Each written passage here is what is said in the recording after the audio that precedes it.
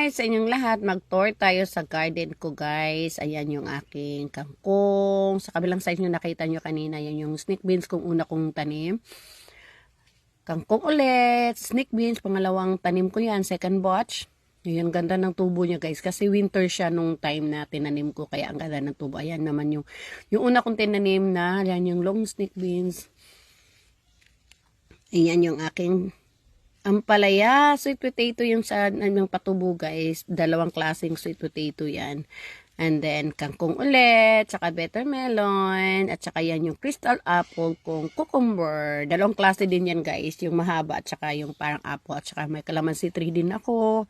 Ayan yung aking patola, yung angle at tsaka round.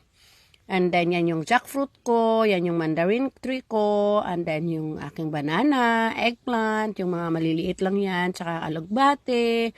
Yan, kabilang side naman, meron din akong watermelon.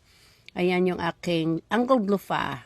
Bali, naka-harvest na ako niyan guys. Yung mga bagong ano na. Ayan yung lemongrass, banana tree, basil, at saka yung watermelon ko guys. Saka may okra din ako sa gilid. Ayan, yung aking eggplant, yung bilog yan. Saka kalamunggay o malunggay. Saka upo, yung maliit. At saka yung alaga ko guys. Thank you for watching and God bless.